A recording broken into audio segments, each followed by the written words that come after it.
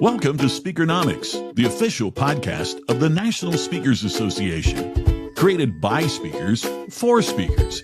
It's your fast track to sharper skills, bigger impact, and a smarter speaking business. Subscribe and download using the link below. And step into the spotlight.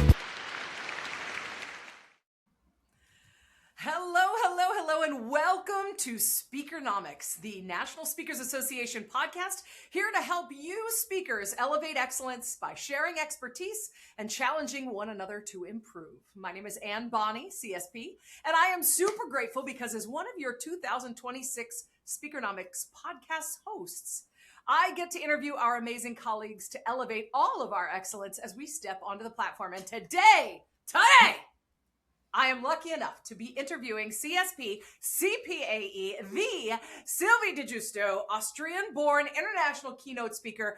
She is on the bleeding edge of using technology as a speaker. And Sylvie is here to talk to us about the future of speaking. Not only how it changes our audience's future, because that's what we're all talking about, but how it changes our future and some of the mega trends that can help guide how we change with it. Essential if we want to survive. Welcome, Sylvie. I'm so glad you're here. I'm so excited to be with you. What an honor. I want the jackpot to chat with you. However, I have to admit it's the first time in my entire NSA history that I feel a little bit underdressed. I was about to say, you have just a black shirt on, Sylvie. I'm embarrassed. Yeah, well, if I know that I'm going to speak with Ann Bonney, I'm always prepared for a you are ready. I was like, I'm doing an interview with the Sylvie di Giusto, who I'm always like, what is she wearing at this event? And here we are. Okay. And how did I know you'd be ready? Right. I'm ready for you. But Rob Foray ain't got nothing on us. What's that? Let's talk about the future. All right, let's talk about this. You mentioned some mega trends. As we're all trying to change with the industry, what are the mega trends that you're seeing? Mm-hmm. Well, first of all, isn't it interesting that so many of us go out on stages and tell all of our audiences how their future is going to change, what impact trends are going to have on their lives? And if we are very honest, how many of us actually step back and ask ourselves, well, what I just told the audience is, how is this true for speaking, for events, for conferences? And what is it that my future holds for me as a keynote speaker who possibly still operates on the old models? Or the second example, how many AI speakers do we have lately? Prior to the pandemic, they might have been sales speakers, then they became mental health speakers. Now they are AI speakers, riding with those trends. And how many of us honestly ask ourselves, what value do we still offer in the future that AI cannot offer? So my first takeaway that I want all of you to be very honest about is, how do mega trends not just impact our audiences and our clients? How do they impact first and foremost ourselves? Mm-hmm. Does it make sense? It does. And it is, how often do we not? We look all at our audiences, but we don't look at ourselves. Mm-hmm, mm-hmm. Yeah. And so when I study those mega trends, I group them into 3 topics. How will people change in the future? How will the value of intelligence change in the future? And what constraints will the future bring on us? Would you be willing to go with me through those 3 topics, those 3 categories? I would love it. I can tell that your brain and my brain work very differently, so I am fascinated. Yeah, and we all need a framework, right? We all need ABCD or 3 books or whatsoever. Right. So one thing about people in the future, and with people, I mean the people that are in the audience, as well as the people who hire us. There are a few megatrends that are important for us. So for example, we do know, and that has nothing to do with the speaking industry, that the world is running out of people. Fertility rates are down. And on the other side, people work way longer nowadays. If you look into the average workplace, there will be 5 generations first and foremost. Yep. And people will be older and older because they work longer and longer. So this is one. Yeah. Yeah, and what I'm hearing is do more with less. So longer in life and longer in the day. Exactly. Yeah. But then on the other hand, our typical booking person, right, the decision maker who books us, gets younger and younger. So some of the things we tried to sell in the past, the younger decision maker will look at them and say, well, that is not the reality I live in. So I just want you to acknowledge and work with the fact that our audiences will become smaller and older and more varied with 5 generations, and we have to address all of them, while our decision maker, whom we sell a product to, actually could become younger and younger. It's a very tough spot to be in. Yes. The second reality is that intelligence in the future is for free. Yeah. Knowledge is for free. The price of thinking something through basically comes down to a ChatGPT subscription or whatever tool that you use, right? So given that fact that each of our audience members can go onto an AI tool and get our knowledge for free in milliseconds, and if we are really honest, maybe even better structured and shorter and more concise than we offer it in a 45-minute keynote, is a fact that we shouldn't ignore. The fact that every booker now, yes, might still rely on word to mouth, but a first source of knowledge might be an AI tool asking them who is the best speaker in topic XYZ, or who is the most interactive one, who has the best transformation value for my audience, is also something that we cannot ignore. The fact that we're going to have audiences who can verify everything that we say in milliseconds, while in the past we just said it out loud and made them believe that it is true, we cannot ignore.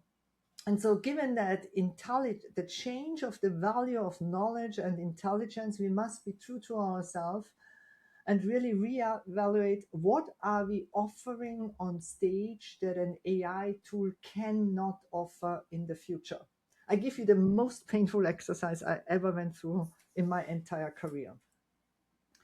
I want you to print out a transcript of your last keynote or presentation that you gave, and then step back and be very honest to yourself and mark up all the things that AI could have delivered.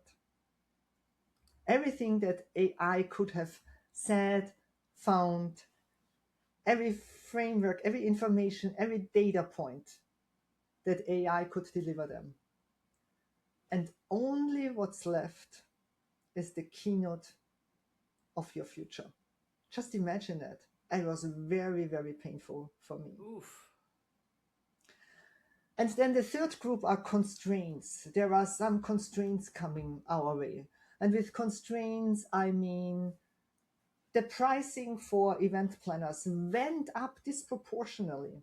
What they pay for AV teams, what they pay for food and beverage, what they pay for. And we totally ignore the fact that this might also have an impact on our fees, because we still believe a fee is a fee, a fee, a fee. While secretly in the background, many of us just perform for whatever they deliver us. But in terms of the fee structure, how do we make sure that in the future our fee is more of an investment that they are willing to do beyond what I just told you, the fact that intelligence is available for free?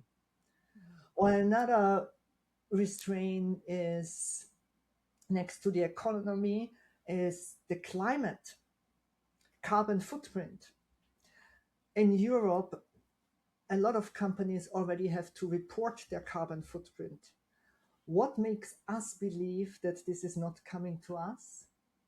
And that every single time we take a plane, for example, an organization will be questioned, is it really necessary that you create a carbon footprint for Sylvie flying from Tampa to Los Angeles? So long story short, in the categories of how will people change, how will the value of intelligence change, what constraints are coming, I want us to be honest that it's not just for the others. It's also true for us. Yes. And that's a scary reality, especially for those of us who've been doing this for a while and don't want to completely change the way we've done it. Exactly. Yeah. Exactly. But we also want to stay in business. And even be more successful. Right. Well, exactly. So what are some of the things that I mean, we saw your incredible active, interactive. I don't even know how to describe the keynote that you did in Orlando that year at Influence. What are some of the ways that you're seeing speakers change and create true transformation, not just information dump? Again, it's not good anymore. True transformation and true experience too, that can't be done without you in the room. And I think you just mentioned it yourself. The magic word is an experience. If everything can be accessed via AI in a millisecond, what are you offering in the room that can only happen in this room and in this moment, and people are willing to fly in to experience that, where everybody outside of the room sees, oh, well, I have the knowledge, but I wasn't there. What is the proof that I have to be there to experience this? Now, an experience can go into a variety of areas, meaning it doesn't have to include technology. I just chose because underneath this and underneath this fancy jacket, I'm hiding a nerd. So I just love technology, so I chose this. But there are a lot of other examples and very successful speakers out there that create an experience with the audience. One of our common friends, for example, Tammy Evans, she offers an experience called Plot Twist, where she goes in so brave that not she has written the keynote, she gives audience members the pen and creates plot twists that the audience chooses where the keynote is going to go. Another experience is, let's think about Clint Pulver, my colleague Clint Pulver, where they are all together creating a movement in the room. Another experience is what we just experienced at Influence, Robert X from Dear World, where we all tell our stories on our arms and he tells it on stage. I have to be in the room to experience all of this, right? This is something that AI could never, ever do. So ask yourself, how can I create an experience for the audience that does two things? The audience is really involved, and raise your hand is not involvement. Just to be clear, every time you ask your audience, raise your hand if I believe truly a cute kitten dies somewhere. Yeah. I was hoping you were going to say that because that's what was going through my head. Yeah. So what are my tools? It doesn't have to be technology, it can be something else to ensure that people must be in the room to experience that. On the other side, this experience will be broadcast in the future. If people are not allowed to travel anymore to every event, if budgets become smaller and tougher for our clients to ask their boss to bring in people, there will be different formats that our audiences experience that experience. What do you have to do to ensure there is something in the room that people have to come into the room? But I think the question in the future is not anymore, will this event be hybrid? The question will be, how hybrid will it be so that it can be live streamed? that it became recorded. Maybe in a few years, people will even join you with AR glasses and be in the room. So how do I have to adjust my keynote or my experience that it delivers into all those different formats with the same value? Because again, the question is not, will future events be hybrid? The question is, how hybrid will they be? And we currently lean all back on the fact that after pandemic, everybody said, well, this is so exhausting, this is so expensive to create a hybrid event. But the future holds up so many constraints that it's very certain that they have to go back into those formats. And in the meantime, we have so many more tools that would make that so much easier. Yeah. And so not only thinking about delivering virtually, but delivering to both a virtual and a live audience at the same time. And maybe an augmented reality audience, and maybe a virtual reality audience. And I know those words sound so, oh, that's never going to happen, right? Never. Well, when I developed the immersive 3D holographic experience, I cannot tell you how many people said, oh my God, never ever will anybody book this. Never ever will you be able to create this and sell this. And 5 years ago, it sounded very futuristic that I have holograms swirling around my head. And now it has become the new normal. And we think of years ago, we said, oh, never ever would somebody use a phone in the audience. And here we are using those tools to interact with them, to give them our QR codes, and it has become a new normal. Yeah. And the same will happen to those other tools that are ahead of us. Definitely. And different languages. I mean, it'll all be international as well, without question. I mean, I'm already experiencing that now. Yes. I mean, every event that you attend has, or where you speak, has tools to instantly translate. And you don't even know if it happens during a virtual presentation, what tools they use on the other end. Right. And so far, we only thought about our examples, if they are appropriate for an audience, if we spoke internationally, right? If we went to Europe, we thought, oh, do they know that sport reference? Or when we went to Africa, oh, is that a joke that is appropriate? That level is gone. Each of your talks will be international in the future. And each of your talks must be consumed in a way that it's appropriate for no matter who is in the audience and from where they are. Yeah.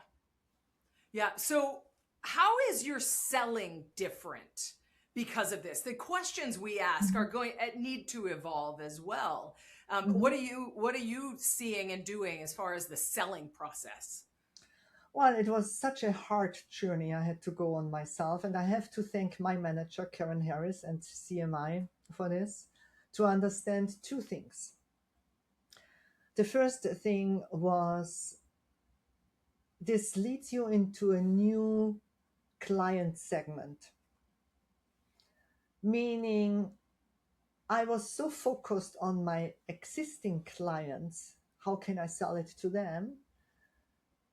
And how can I add the experience on as just an add-on, to be honest. But there is a specific client segment out there that I didn't even know existed that looks exactly for that, and secret, has to stay in this room, are willing to pay for it, whatever it costs. Yeah. And the painful lesson for me was that my management forced me to let go of this client segment I'm in. And it was so warm and cozy in there, and they all loved me. But they only loved me $10,000, $15,000 much, right? And so restraint was crucial for my selling success. The second learning that I also have to thank them for is my knowledge is not of value anymore. Meaning, in my past, negotiation calls, when you meet your clients, oh my God, I gave them 25 reasons why this keynote is valuable. Mm-hmm. And I couldn't stop talking about the content, not realizing that the content is not the real value anymore. So what we sell now is the experience and the human advantage of me being there in the room. And so I feel that every single time when clients now approach me or my team, that they come more with the approach, we want this. Whatever this is, we want this. Mm-hmm.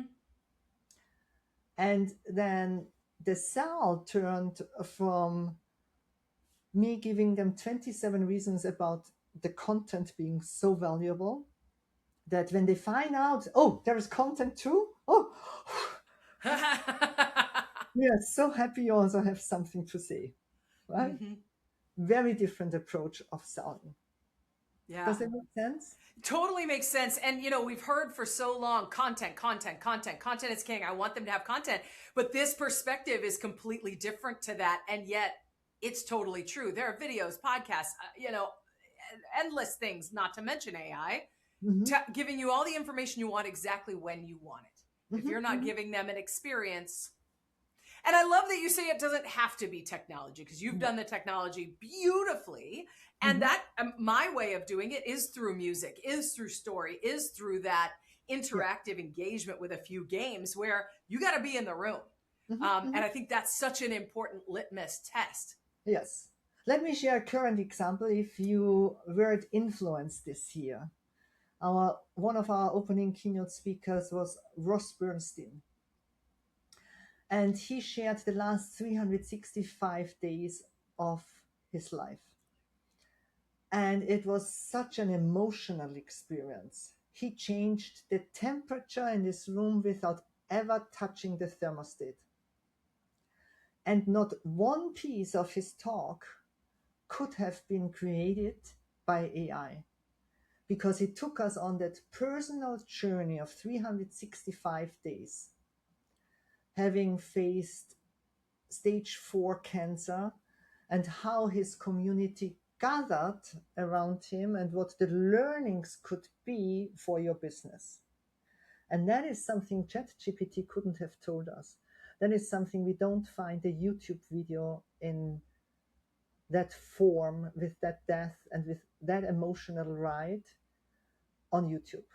And the only technology he used was a microphone and PowerPoint slides. And those are the experiences that will be successful also in the future, because no tool can create this for an audience. Yeah. Now, here's a question for you. This human element, okay? The part of the reason Ross's speech was not to at all diminish the fact that the man is a spectacular speaker, mm-hmm. but we all knew him. We all loved him. We knew the people in his story. There was a level of connection in that room that I think we can absolutely create with our audiences that we don't have that in that personal rapport with.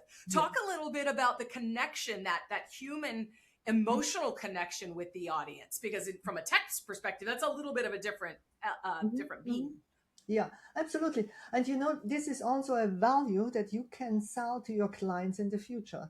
Yeah. I will help you create connection within the audience, because our clients face the same challenge we face. Our clients, if it's an association, is struggling to fill up their rooms and struggling to sell their tickets to their events, right? And so they also need to offer a value to convince their members it is worth coming into this room. You need to be there. And you as a keynote speaker can help them. And creating that connection goes far beyond talk to your neighbor. Again, another cute kitten will die. Another cute kitten. So what are you offering to your clients to help them create that connection if it is not there? Because the reality, when we look back at Ross' talk, yes, a lot of us knew him and we had that connection, but he also helped us to connect with the people around us that didn't know them. And he helped us, or he helped NSA, that the people who didn't know them and us out of a sudden felt, oh my God, I'm actually part of a community. Part of this. If this happened to Ross, what could happen to me if I struggle? Will they step up for me in the same way? What could I contribute for somebody else? I felt like there were first timers walking into that keynote and members who are members of NSA since 20, 30, 40, 50 years. And at the end, we were all one. And isn't that a great, great sell to a client that you can promise them? It's massive. And again, something AI can't do and something your audience will not forget. Exactly. Yeah. I love that. Wow.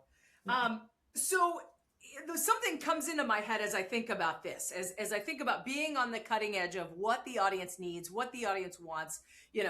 There's still going to be our meeting planners who are thinking 10 years ago, and are not seeing what we're selling.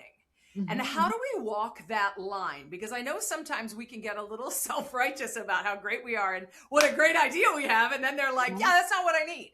So how do we walk that line with the meeting planners who aren't saying, I'm ready for the future? Well, I'm going to say something that you won't like. Okay. Then maybe it's not the right meeting planner or right conference for you. Right? So rather than educating them on what an experience is, look for the client segment and focus on that client segment where there are meeting planners that get excited when they hear it. If you have to educate somebody about the value, that's a rough sell. On the other hand, make it easy for them.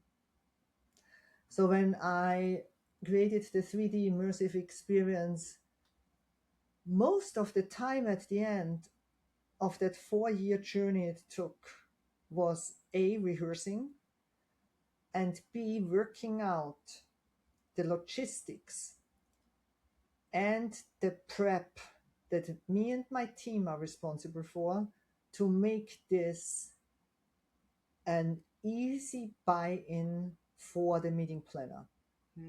If you approach it in a way that the meeting planner thinks, oh my God, and then I have to do this and that and that and that and that, and it adds so much work on me, you will struggle, I assume. What we do is we instantly show them, look, this is all that we bring in. You have nothing to do with it. But here are 3 areas where I need your help. I can't do it without those 3 things. Make it easy for them rather than them feeling this is an additional thing on my to-do list I have to take care of. Be honest about your requirements, but whatever you can take off their table, take off their table. Yeah. And I love that. And I think that goes to all of our interactions with our clients. The more easy we can make it, the more, I won a gig because the other speaker had asked them to get tea from the hotel. Oh, you're going to need to get tea for everybody and cups. And the meeting planner was like, wait, what?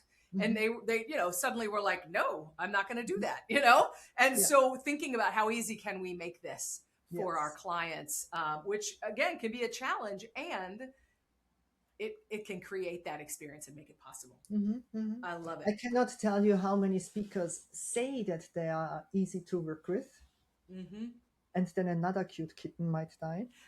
I'm not sure why we are in the kitten theme today. Yeah, I see poor kittens are taking a hit. And I have 100% proof in my own research that most speakers don't understand what easy to work with really means, because since 11 years, I have the pleasure and the honor to volunteer backstage at NSA Influence and to get a first-hand insight what some speakers think easy to work with is and what others really live and prove. Well, and especially in this time where some of the meeting planners may be going out of their comfort zone to make some of these things happen, it's even more important for us to make it as easy as possible so they can see where they can go with their audiences. Yeah. On top that meeting professionals are also impacted by those trends. Yeah. It's not that they live on in their current role as they did the last 10 years, and their environment changes too, and they are also impacted. Right. So think about this. It's not, we are so drawn into giving all that advice from the stage without realizing what's the true impact on our industry, what's the impact on meeting planners, what's the impact on bureau partners, what's the impact on speaker management companies, what's the impact on the AV teams that we work with, what's the impact on the hotels, the locations, and what's the impact on us, the speakers. Yeah, we do have to think about that whole piece. So give us some resources on where are you finding these trends? How can we, this is always my question, is how do I stay in the forefront as I'm fighting to keep up? I feel like it keeps developing faster and faster, like a tsunami. So are there any easy resources or places that we could be looking for some of these trends? The best resources have nothing to do with speaking. If the answers would be within the speaking industry, we are all good and fast in executing them, right? So what I always do is I force myself to look outside of the speaking industry and look into the resources that are available in industry that have nothing to do with speaking or that have an arch above it, and then think, how does this apply to me? Because if that trend impacts this area and this area and this area, there is no reason to believe that it wouldn't impact us. And second, when you work on your own experience or whatever it will be on your own future, I learned one thing. If everybody is looking to the right, look to the left. There is the magic. I cannot tell you how valuable this was during the pandemic for me when I now look back.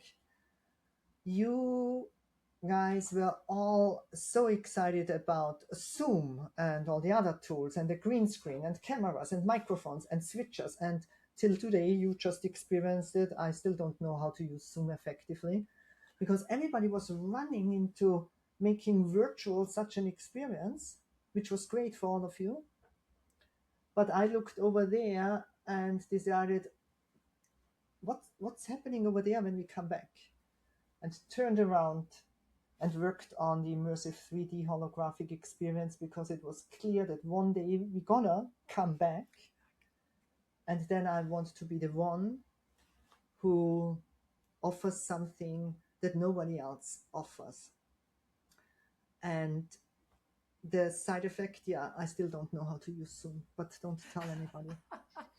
Well, but I mean, it's really taking what we've been trying to do on a virtual with things going around us and the picture over here. And you're like, let me just figure out how to do that on a stage so that when they bring us back, I can go ahead and make that happen. Absolutely stunning. Sylvie, this has been a fantastic experience. Thank you so much for your time, for sharing not just today, but ongoing with NSA. We all are so impressed with what you're doing, and we're thrilled to learn from you.